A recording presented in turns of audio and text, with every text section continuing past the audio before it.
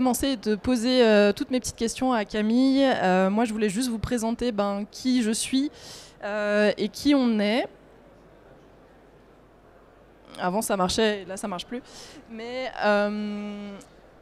moi je m'appelle Fanny Meunier, je travaille chez Initiative Durable, je m'occupe plus de la partie communication événementielle.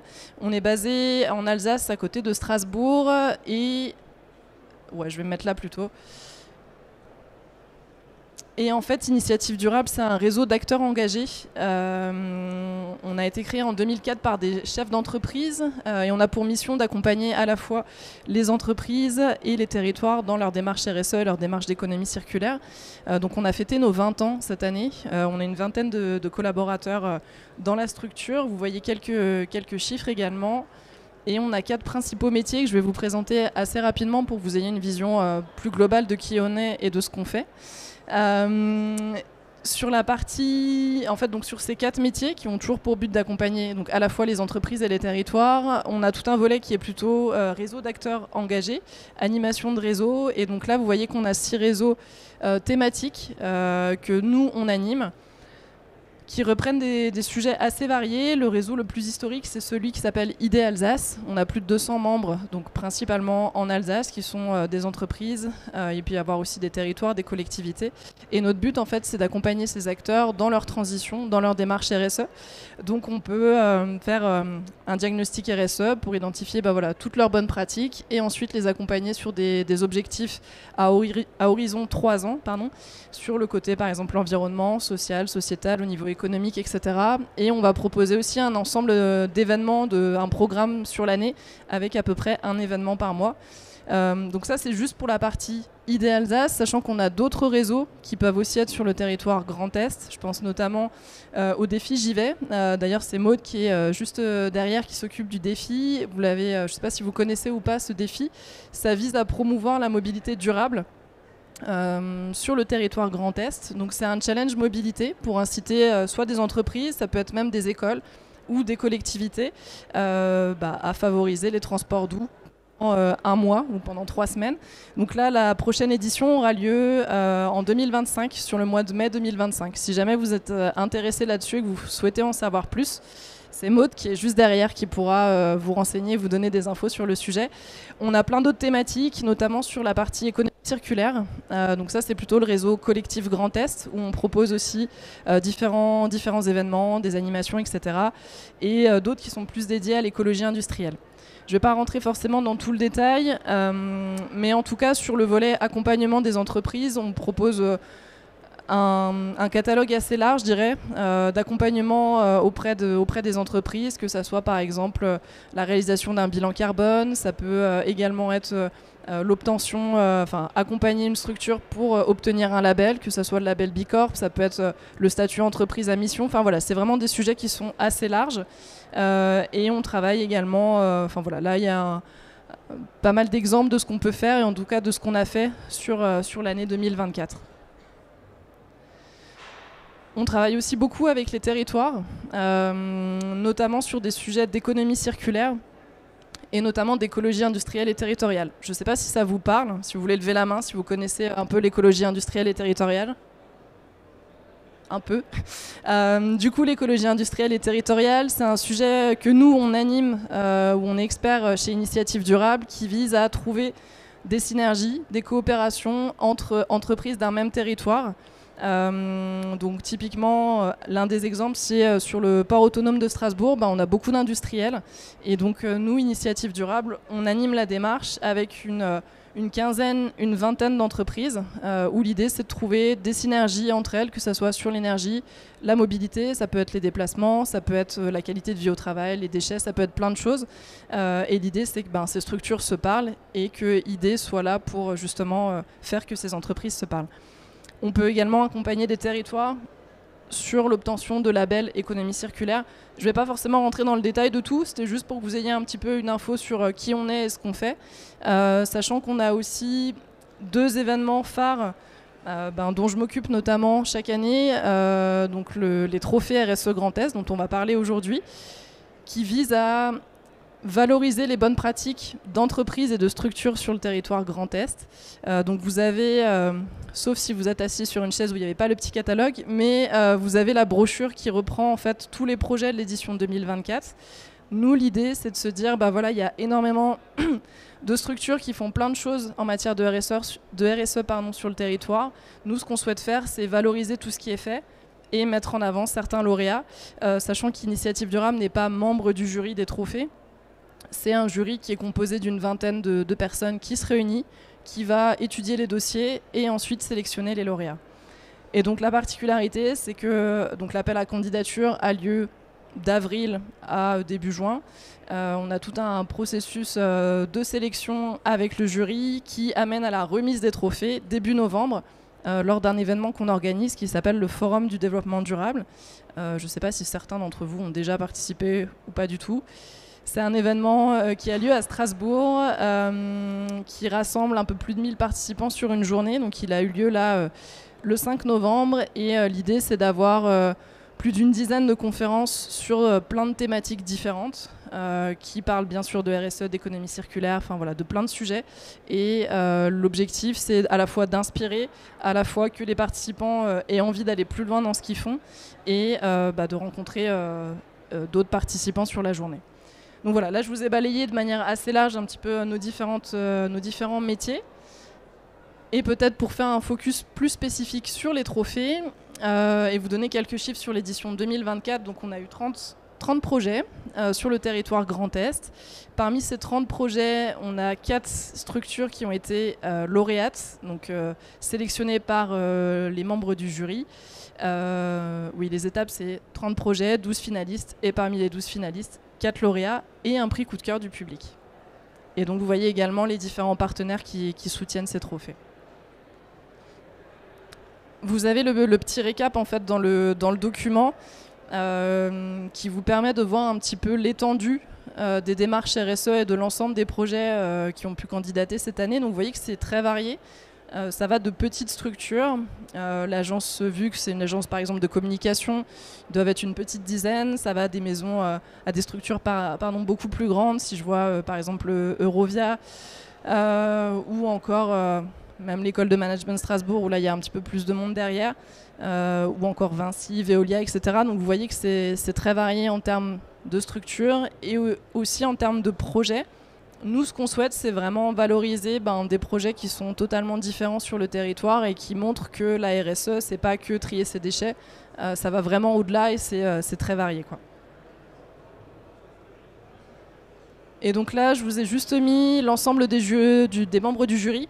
Donc c'est aussi assez varié, ça reprend pas mal d'acteurs avec qui on travaille, qui sont soit des acteurs publics, représentatifs du territoire Grand Est. On essaye également d'avoir une certaine parité dans le jury, qui n'est pas toujours simple à avoir, mais c'est l'objectif. Et vous voyez aussi qu'on intègre les lauréats de l'édition précédente. Donc là, par exemple, on avait Flore et Zéphyr, qui est un des lauréats de l'édition 2023. C'est de la joaillerie éco-responsable, où on avait encore la pépinière Les Arbres Éric Dumont, qui élève, pour reprendre leur terme, élève des arbres. On a encore d'autres structures qui étaient les lauréats de l'édition précédente. Et donc, comme je le disais, les lauréats ont été dévoilés tout début novembre. Vous les voyez qui s'affichent. On a donc 5 lauréats cette année, avec RCUA, Sarevi, les Jardins de Gaïa, Réseau Origami et la Ligue Grand Est de Judo. Donc si vous souhaitez en savoir plus, vous pouvez regarder dans le document, vous avez une petite synthèse du projet. Et ce qu'on vous propose aujourd'hui, c'est d'en savoir un petit peu plus sur l'un en particulier, qui est la Ligue Grand Est de Judo, qui a été lauréat du trophée Ceinture Noire de la RSE. Alors pour la petite histoire, la petite anecdote, en fait c'est les membres du jury qui délibèrent et choisissent l'intitulé des trophées, ce qui explique que ça soit un petit peu personnalisé selon leur inspiration du moment. Mais du coup on trouvait ça plutôt approprié de mettre le trophée Ceinture Noire de la RSE, sachant que ID n'est pas membre du jury, nous on est juste là pour animer en fait le jury. Et donc on a le plaisir aujourd'hui d'être aux côtés de Camille, qui travaille donc à la Ligue Grand Est de judo et en particulier en charge du projet Sakido. Et je ne sais pas Camille, si tu veux peut-être pour commencer te présenter. Bonjour à tous, donc je m'appelle Camille Tartex, je suis chargée de développement à la Ligue Grand Est de judo et donc c'est moi qui pilote tout le projet Sakido dont on va vous parler aujourd'hui. Et peut-être ce qu'on peut faire, c'est si tu peux nous présenter la Ligue Grand Est de judo, ce que vous faites exactement et un petit peu sur le territoire aussi, comment vous êtes organisé en termes de clubs. Alors la Ligue Grand Est de judo, c'est une association sportive à but non lucratif qui a vocation à promouvoir donc, le judo sur le territoire du Grand Est. On est calqué vraiment sur l'organisation administrative, donc c'est-à-dire qu'on regroupe les 10 départements traditionnels. Et donc notre mission, ça va être de développer la pratique du judo et de ses disciplines associées sur le territoire du Grand Est. La Ligue Grand Est de judo en chiffres, qu'est-ce que c'est ? C'est 500 clubs et parmi ces 500 clubs, on a 42 000 licenciés. Donc on a vraiment un vivier important de clubs et de judokas et ce qui nous aide d'autant mieux à mener notre projet Sakido. Et donc ce fameux trophée ceinture noire de la RSE, ça vient récompenser un projet plus spécifique de la Ligue Grand Est de judo, comme tu viens de le dire, donc le projet Sakido. Est-ce que tu peux nous expliquer ce que c'est ?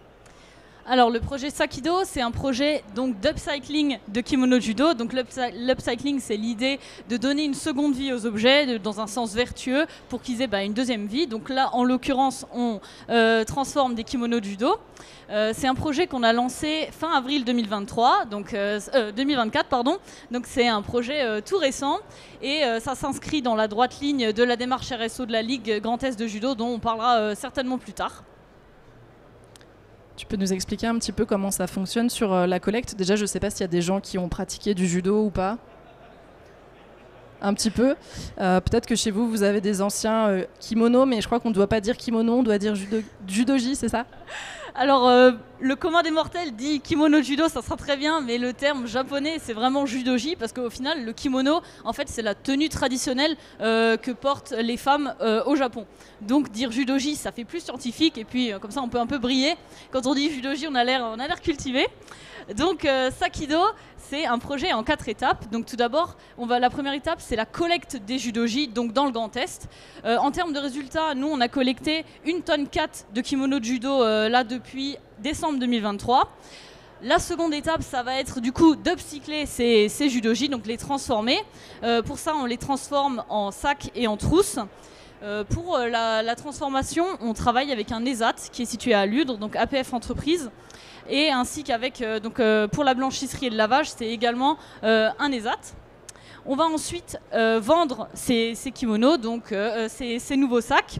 Et enfin, la quatrième étape, c'est le réinvestissement des recettes de la vente directement dans le développement du judo régional. C'est-à-dire que nous, on ne va rien toucher en propre. Ça va vraiment être tout ce qu'on va faire comme recette, ça va être réinvesti pour nos jeunes, pour les emmener en stage, pour les emmener en compétition, développer des pratiques alternatives comme par exemple le taïso, le judo en EHPAD, etc. Sur la partie collecte, est-ce que tu peux nous en dire un peu plus ? Tu disais sur la Ligue Grand Est, vous avez 500 clubs. Ça fait beaucoup de clubs, enfin beaucoup de lieux différents. Donc comment vous vous organisez pour faire cette collecte ? Alors au niveau de la collecte, on a plusieurs moyens de collecter. Ce qui marche le mieux et ce qui est le moins énergivore en émissions de CO2, c'est d'organiser des points de collecte en fait sur nos compétitions ainsi que sur nos manifestations de ligue. Donc par exemple, on fait une compétition en Alsace, donc on prévient tous nos clubs puisque on a toutes leurs adresses mail, on a tous les contacts. Ça c'est aussi l'avantage de la Ligue Grand Est de judo, c'est qu'on a la matière première à disposition. Donc on va les prévenir, ils vont pouvoir nous ramener leur kimono. Et donc on les collecte directement comme ça. Et ce qui est aussi intéressant, c'est que chacun va pouvoir trouver un point de collecte près de chez soi, puisque on organise ça donc, dans tous les départements, les 10 départements de la Ligue Grand Est de judo. Donc vous n'aurez pas besoin de traverser toute la région pour venir déposer votre kimono. Là, le deuxième moyen de collecte, c'est des collectes mobiles, parce que des fois, on n'a pas les hasards du calendrier font qu'on n'a pas forcément une compétition qui tombe bien là ou un moyen de collecter. Donc nous, on va s'organiser pour pouvoir faire des points de collecte mobiles. Donc là, on va tout organiser pour que ça soit au maximum rapproché. Il n'est pas question d'aller à Strasbourg le matin et d'aller en Champagne-Ardenne l'après-midi. On essaie vraiment de faire des collectes de proximité en rassemblant tous les gens qui ont répondu pareil à nos appels. Et des fois aussi, en fait, les kimonos, ça pèse lourd. Plus c'est grand, plus ça pèse lourd. Donc il y a certains clubs qui en ont beaucoup et ils ne peuvent pas forcément se déplacer avec en compétition. Donc la solution de leur proposer des collectes mobiles, ça répond aussi à cette problématique de transport de cette matière qui pèse quand même, mine de rien, assez lourd. Et ce que tu disais tout à l'heure aussi, c'est donc il y a cette collecte. Ensuite, vous allez travailler justement pour transformer ces judoji. Donc vous avez travaillé avec un l'ESAT de Ludre, et vous avez aussi collaboré avec une école, je crois, pour créer le design des sacs. D'ailleurs, je ne sais plus si tu nous as ramené des sacs ou pas, pour que vous puissiez voir un petit peu le rendu aussi avec la matière du kimono, du judoji, faut pas que je me trompe. Et du coup, ce qui est intéressant aussi via ce projet, et ce que le jury a souligné, c'est le côté environnemental et le côté aussi social, et le fait de travailler avec différents acteurs sur le territoire, que ce soit aussi des couturiers, des couturières, et notamment cet ESAT. Je ne sais pas si tu veux qu'on le fasse passer. Et du coup, peut-être avec l'école, le travail qui a été fait, si tu veux nous en dire un petit peu plus. Quand on a créé Sakido, on voulait vraiment en faire un projet local. C'est un des piliers d'ailleurs de Sakido, puisqu'on a un pilier écologique forcément, puisqu'on utilise des textiles exclusivement usagés. On a aussi voulu en faire un projet solidaire, donc comme Fanny l'a dit, en travaillant avec un ESAT. Et enfin, un projet local. On s'associe qu'avec des acteurs du bassin nancéen. Donc on travaille à Ludre, avec l'ESAT qui est situé c'est à 10 km du siège de la Ligue qui est situé à Tomblaine. On a fait aussi pour un appel à projet auprès de l'école de Condé de Nancy, donc c'est une école de graphisme. On a fait un appel à projet pour qu'ils nous définissent le design de marque. Donc c'est ce que vous voyez là, le logo Sakido et tout ce qui va être l'environnement graphique de la marque. Donc ils nous ont proposé 6 projets et on n'avait plus qu'à choisir, ils avaient déjà tout fait pour nous et on a vraiment été très heureux de collaborer avec eux. Ils nous ont vraiment fait un super travail qu'on a pu reprendre en fait clé en main directement. Et donc voilà, nous on essaie vraiment de construire un tissu local autour de nous, d'impliquer un maximum d'acteurs et de développer que ce soit tant l'emploi dans le bassin nancéen que les bonnes pratiques, de diffuser tout ça et puis surtout d'inclure des gens qui n'avaient pas forcément quelque chose à faire ensemble. On a une école de graphisme, nous on est une ligue sportive, un atelier de couture qui est un ESAT, donc c'est vraiment des gens de domaines très différents qui vont tous s'associer ensemble et c'est ça aussi la force du projet Sakido. Tu me disais tout à l'heure que tu as préparé des envois, je ne sais plus si c'était ce matin ou hier, et là-dessus vous avez aussi réfléchi comment limiter le côté environnemental sur l'envoi. Tu me parlais d'un de vos partenaires, Ipli, c'est ça ? Oui, en fait, dans notre volonté d'en faire vraiment un projet 100% éco-responsable, d'une démarche vertueuse du début à la fin, on a réfléchi à comment on allait envoyer ces produits parce que les vendre dans des salons et des événements dans les régions du Grand Est, là, ça c'est facile, mais notre ambition, c'est aussi de développer les bonnes pratiques et de développer Sakido au-delà des frontières du Grand Est. Et donc, c'est pour ça que pour tous nos envois de commandes, on travaille avec Ipli.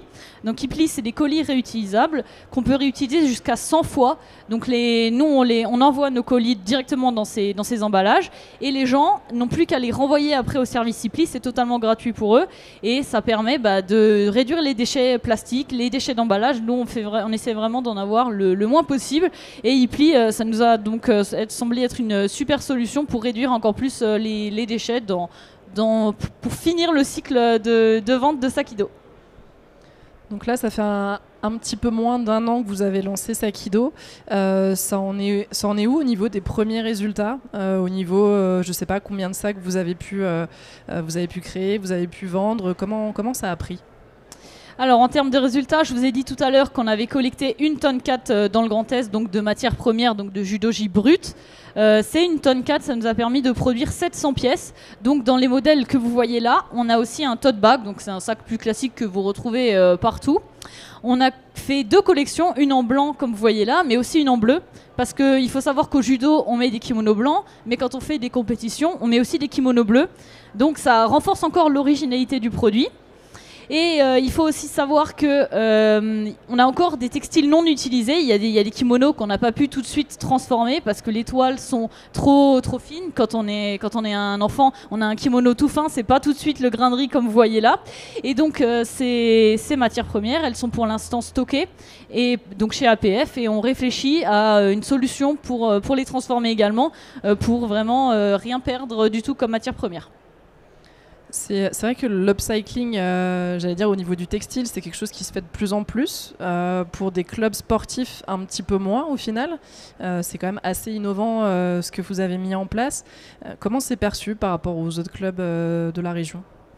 Oui, c'est une innovation en France, puisqu'on est les premiers à faire ça. Sakido, c'est une marque déposée de la Ligue Grand Est de judo, donc c'est un savoir-faire qui nous appartient.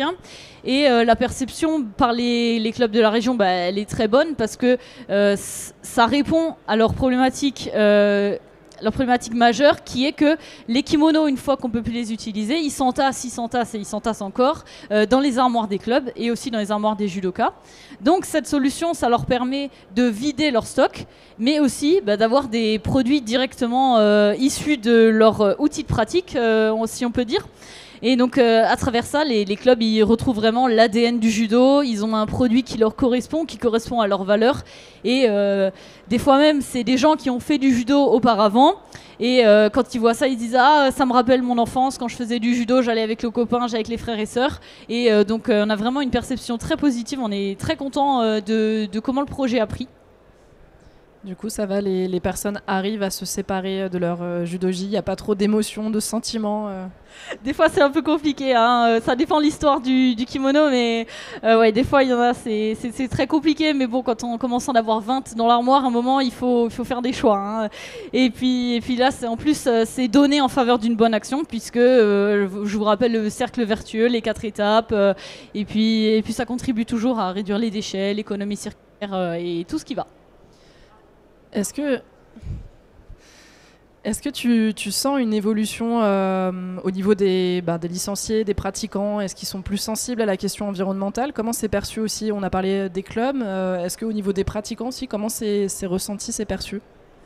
On constate une évolution des mentalités, puisque ça, c'est un sujet de société, ça va de pair avec toutes les autres démarches, toutes les autres incitations à du sport plus durable. Il n'y a pas que le judo qui fait ça.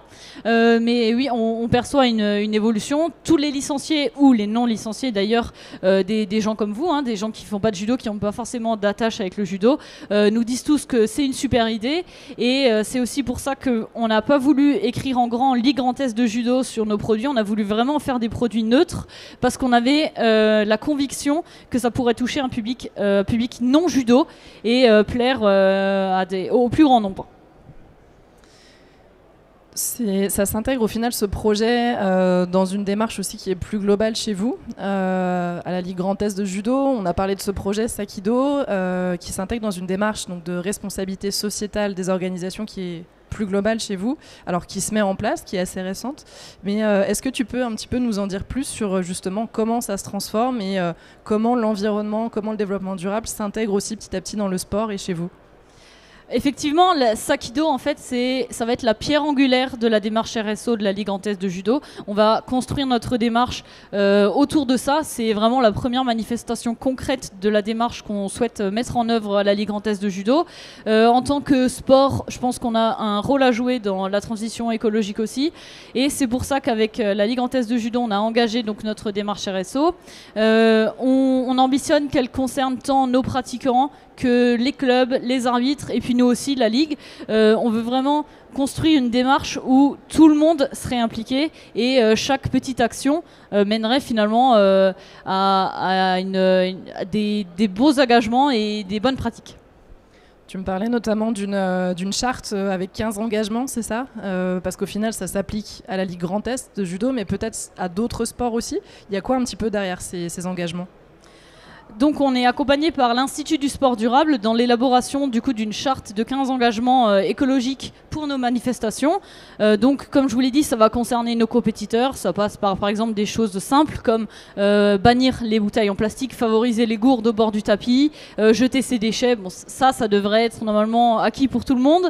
Ça va concerner aussi nos arbitres, par exemple, en favorisant le covoiturage, chose qu'on met déjà en place, mais on veut essayer de vraiment l'inscrire dans une charte, dans un document.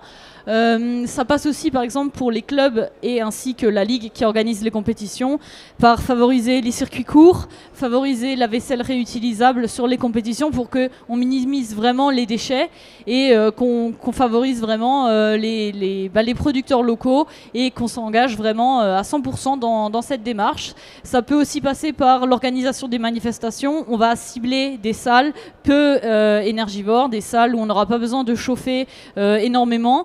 Des salles centrales, par exemple la Ligue Grand Est de judo, c'est très très vaste puisque ça va des Ardennes au Haut-Rhin, donc on va aussi essayer que tout le monde ne se déplace pas par exemple au fin fond des Ardennes pour faire une compétition pour une demi-journée. Là aussi ça va réduire le temps sur la route, les émissions de CO2, etc. Donc vraiment construire une démarche globale du début à la fin.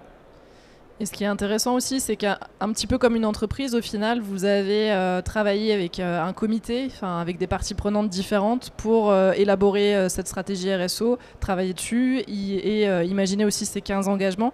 Est-ce que tu peux nous en dire plus sur ce comité de pilotage que vous avez mis en place ? Oui, tout à fait. On a donc lancé un comité de pilotage RSO donc pour déterminer ces 15 engagements. Dans ce comité de pilotage, on a voulu inclure les différents profils de la Ligue Grand Est de judo. C'est pour ça qu'on a les salariés, donc par exemple moi. On a aussi un élu qui va représenter le conseil d'administration puisque la Ligue Grand Est de judo, ça reste une association. On a aussi inclus, par exemple, le directeur technique régional. Puis donc lui, il va nous conseiller sur la partie sportive, ce qui est possible de faire durant une compétition, ce qui va être compliqué à mettre en place, etc. Donc vraiment inclure des profils très différents pour que chacun apporte son expertise à son domaine. Nous, les administratifs, on n'est pas forcément au courant des moindres détails logistiques qui peuvent se passer sur les plateaux de compétition. Et pareil, les sportifs, ils n'ont pas forcément le temps de se pencher sur tous les aspects logistiques, la mise en place, on va chercher les partenaires, etc. Donc que vraiment chacun y apporte sa patte et dans le même temps, ça implique tout le monde puisqu'on va impliquer à la fois le CA, les salariés et ça va vraiment permettre d'impliquer tout le monde à fond dans cette démarche et de développer encore plus vite et encore mieux. En tout cas, ça donne envie de le dupliquer à d'autres sports aussi, quand c'est faisable aussi, selon les équipements qui sont utilisés. C'est quoi un petit peu la suite pour vous en termes de développement, en termes au niveau... c'est quoi la suite, les objectifs ? Alors je vous disais tout à l'heure qu'il nous reste un peu sur les bras une manne de kimono qu'on ne peut pas encore utiliser. Donc les premiers projets, c'est de sortir de nouveaux produits. On travaille actuellement donc, au prototypage de ces produits, qu'on fait d'ailleurs aussi avec APF Entreprise située à Ludre. C'est avec eux qu'on travaille pour tous les patrons. Ils nous font les logos, ils nous font les étiquettes, ils nous font l'assemblage, la couture. C'est vraiment eux qui font tout. Et donc on réfléchit avec eux à faire de nouveaux produits, des produits peut-être plus tendance, peut-être plus pour les jeunes. Et donc ça c'est notre volonté première. La deuxième volonté, c'est forcément d'étendre nos collectes au-delà des frontières du Grand Est pour que les autres clubs partagent aussi nos pratiques et qui s'associent à Sakido. C'est pour ça que j'irai la semaine prochaine dans le Nord, donc dans le Pas-de-Calais, pour collecter aussi des kimonos et avoir encore plus de matières premières à produire. Et enfin, notre troisième objectif, c'est de continuer à développer la marque, de développer la communication, d'être présent sur des salons comme ça pour faire découvrir Sakido au-delà des frontières du judo. Et si par exemple Noël approchant, on souhaite faire un cadeau à ses proches, comment ça se passe ? En fait, on vous trouve où ? Alors, on a mis en place une boutique en ligne. Vous trouverez ceci à l'adresse sakido.fr. Ça peut être l'occasion de faire un cadeau durable, engagé. Comme vous voyez, c'est des produits qui peuvent parler à tout le monde. Et surtout, c'est des produits qui sont résistants, puisque le kimono, il a déjà été mis à très rude épreuve dans sa vie antérieure, donc croyez-moi, c'est du solide. C'est un produit que vous allez pouvoir nettoyer. Des fois, les gens se disent « Ah, un sac blanc pour mon enfant, c'est pas terrible », mais c'est un produit que vous mettez à 30 à la machine, et puis il ressort comme neuf. Et donc voilà, si vous voulez faire un cadeau engagé, et puis en même temps vous contribuez au judo régional, vous faites une bonne action. Et donc c'est une super idée de cadeau, mais ne tardez pas pour les frais d'envoi. Tu m'as parlé aussi d'une actu que vous avez, notamment pour développer le projet d'une campagne de financement participatif qui va arriver dans les prochains temps via Aux Côtés. Est-ce que tu peux nous en dire un peu plus ? Donc dans notre volonté de s'associer avec des acteurs locaux, on a candidaté l'année dernière à la campagne de financement participatif qui s'appelle Aux Côtés. C'est mené par France Active Lorraine. Et donc on recherche encore actuellement des financeurs privés ainsi que des financeurs citoyens pour mener à bien notre projet. Ça va nous permettre de développer la Sakido dans les 3 dimensions que je vous ai dit tout à l'heure: faire de nouveaux produits, développer la communication, aller collecter ailleurs. Donc si jamais vous êtes une entreprise qui voulait vous investir et développer votre démarche RSE, pensez à Sakido, et surtout on a le rescrit fiscal, donc tous vos dons sont déductibles des impôts. En tout cas, là, c'est bien. Tu as donné tous les arguments. Là, je pense que, franchement, on a tout ce qu'il faut. En tout cas, merci pour cette présentation. C'est vrai que c'est un projet assez global. C'est ça aussi qui a plu aux membres du jury chez la Ligue Grand Est de judo. C'est à la fois ce côté environnemental, le côté social aussi. On a parlé de la fabrication, de comment redynamiser aussi par rapport à l'industrie plutôt textile. Le fait de travailler aussi avec plein d'acteurs sur le territoire et aussi le lien avec le sport qu'on ne parle pas forcément beaucoup, qui se met en place petit à petit. On l'a vu sur les Jeux Olympiques cette année, mais il y a encore quand même beaucoup de choses à faire. Donc c'était un projet que le jury avait envie de soutenir, ce qui explique ce trophée. Je ne sais pas de votre côté si ça vous a inspiré, si vous avez des questions que vous souhaitez poser à Camille ou à moi-même. Alors, je suis désolée, j'ai jamais pratiqué de judo. Avant qu'un kimono de judo soit plus utilisable, est-ce qu'il y a d'autres moyens avant de le transformer en sac qui ont été imaginés pour, je sais pas, les enfants grandissent, qu'il y ait du troc entre tailles, peut-être même interclub, ou de la réparation avant d'en faire des sacs, parce qu'il y a peut-être cette étape-là aussi qui... Oui, bien sûr, c'est effectivement, vous avez évoqué les pistes. Un enfant, ça grandit vite, donc son kimono, il le met 1 an, mais à un moment, quand on commence petit, on en a beaucoup. Après, quand on est adulte comme moi, ça se stabilise un peu. Donc la première solution, c'est évidemment, comme vous l'avez dit, c'est de donner le kimono au club, et après, ce kimono, il va servir pour les essais, pour les nouveaux, ou alors de faire des échanges avec, par exemple, le petit frère, la petite sœur, ou le club, par exemple. Il y a des clubs qui organisent eux-mêmes les échanges de judogi, parfois qui les vendent à prix coûtant, on va dire, et donc ça c'est aussi une solution. Après, réparer les judogi, on va dire que ça dépend de l'épaisseur de la toile. Par exemple, sur des toiles comme vous voyez là et que vous avez vu dans le sac, ça va être vraiment très compliqué à coudre. Pour la petite anecdote, APF Entreprise, donc l'atelier de production, il y a certains kimonos qu'ils n'ont pas réussi à coudre, donc ils ont dû demander des machines de cuir pour réussir à faire passer les aiguilles et réussir à assembler des sacs. Donc ça dépend de la taille. Et donc finalement, Sakido, c'est juste une solution encore supplémentaire. Parfois, quand les kimonos aussi, ils ont quand même une durée de vie limitée après avoir été portés 6 ou 7 fois par 7 gamins différents. Ils commencent à être jaunis, il y a peut-être qu'ils sont déchirés, etc. Ils sont beaucoup moins durs. Et donc c'est finalement une solution qui peut arriver en toute fin de vie du kimono quand il est plus portable. Ouais, ce que Camille vous a pas dit, c'est que tu as 17-19 ans de judo, c'est ça ? Ouais, c'est ça, 17 ans de judo, donc ça va, je connais à peu près le domaine, et moi aussi j'ai eu beaucoup de kimonos. J'en ai encore qui traînent chez moi, j'en ai donné au club, mais après, si c'est pour qu'ils traînent au club, c'est pas non plus la bonne solution. Mais c'est une problématique que j'ai rencontrée aussi à titre personnel, et du coup pouvoir en faire quelque chose, je trouve ça fantastique. Est-ce que... Ouais.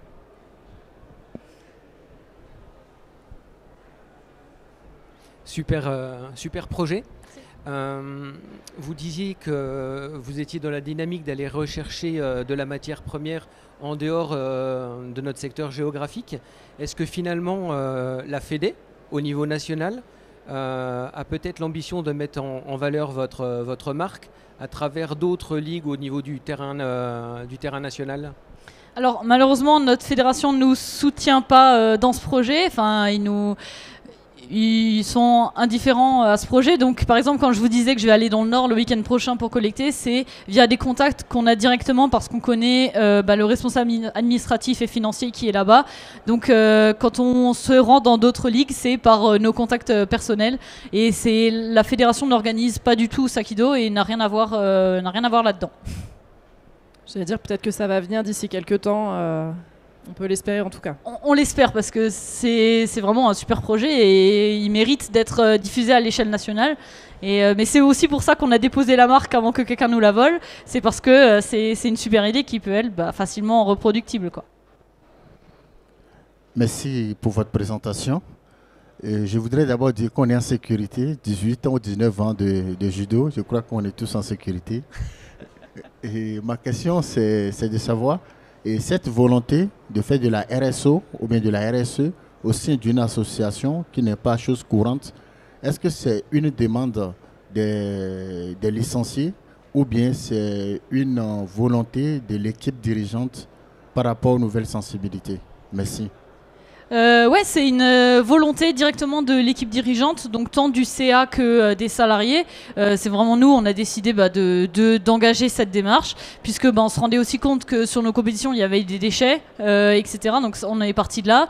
Il y a aussi le covoiturage qu'on a mis en place, ça nous a aussi encouragé à développer vraiment une démarche RSO et aussi s'inscrire vraiment dans les tendances sociétales. Il y a beaucoup de sports maintenant qui se mettent dans la RSO. Il y a des projets qui fleurissent de partout, par exemple au badminton, on recycle les volants de badminton, on fait ça avec les voiles, on fait ça avec le foot, les ballons de rugby. Donc le judo, s'intègre aussi directement là-dedans et la Ligue Grand Est de judo est d'ailleurs aussi pionnière en la matière puisque les autres ligues ne sont pas encore autant avancées que nous dans la RSO, donc on en est aussi très fiers de mener tant cette démarche que Sakido. Est-ce que vous avez encore des questions, des remarques, des commentaires?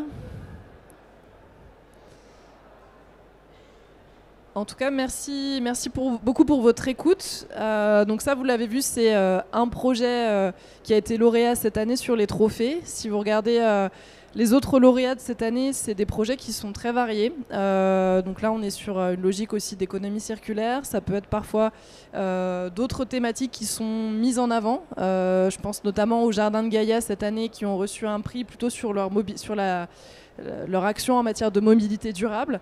Notamment, voilà, ils ont fait un bilan carbone global et ont voulu réduire leur empreinte carbone. On fait beaucoup de choses en interne sur les déplacements et ont voulu aussi réduire les déplacements plutôt sur le transport des matières premières. Donc ils ont mis en place un voilier justement pour réduire l'empreinte carbone plutôt sur le déplacement des matières premières. Donc ça, c'est des exemples qui sont vraiment variés, mais qui montrent que l'on soit une association ou une entreprise, on peut mettre en place un certain nombre d'actions en matière de RSE. Donc j'espère qu'en tout cas que ça vous a inspiré et donné envie d'en savoir plus, à la fois sur le projet Sakido, sur la Ligue Grand Est de judo et sur les trophées RSE. On vous a donc laissé nos coordonnées sur cette slide si jamais vous voulez en savoir plus. Nous, côté trophée, donc la vidéo qu'on vous a diffusée sans le son, c'est une vidéo qu'on remet et qu'on réalise pour les projets qui sont lauréats. Ça fait partie des cadeaux, des récompenses qu'on offre aux projets lauréats. Et nous, sur l'appel à candidature, donc on va le lancer plutôt avril 2025. On va de nouveau lancer l'appel à candidature pour les trophées qui sera ouvert jusque début juin.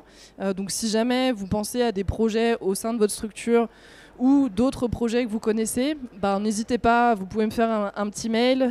Nous, on fera une com dédiée là-dessus. Et il y a aussi un petit site où vous aurez toutes les infos, sachant que vous avez encore un petit peu de temps pour y réfléchir.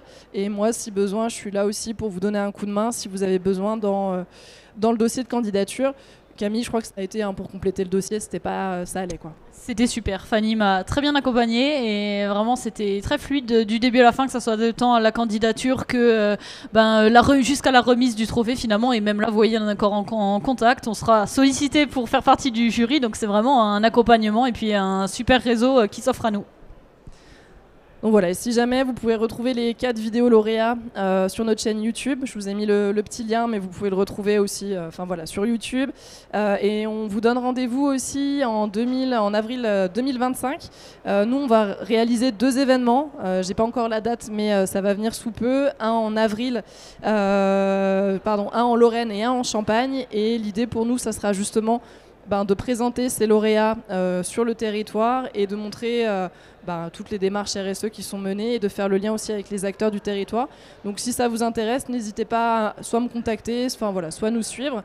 Et voilà ce que je peux vous dire en tout cas sur les trophées. Merci beaucoup. Merci à vous.